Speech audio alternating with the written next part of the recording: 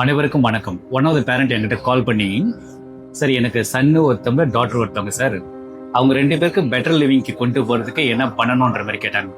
It's really a good question. ரெண்டு விஷயங்கள் பண்ணாலே போதும்.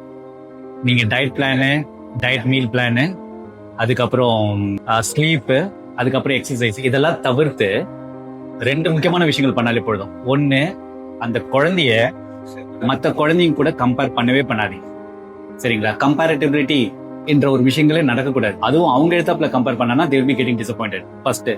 செகண்ட் திங் என்னன்றது பார்த்தோம்னா, பொறாமப்படாதீங்க. மற்ற குழந்தைங்களுக்கு சைக்கிள் வாங்கி கொடுத்துருக்காங்க, அவங்க வீட்டுக்காரோ இல்லைன்னா அவங்க அப்பாவையோ புஷ் பண்ணி சைக்கிள் வாங்க சொல்றது, இந்த ஒரு விஷயங்கள்லாம் நீங்க பண்ணாதீங்க.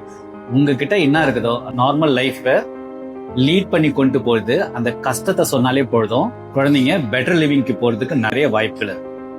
நன்றி, வணக்கம்.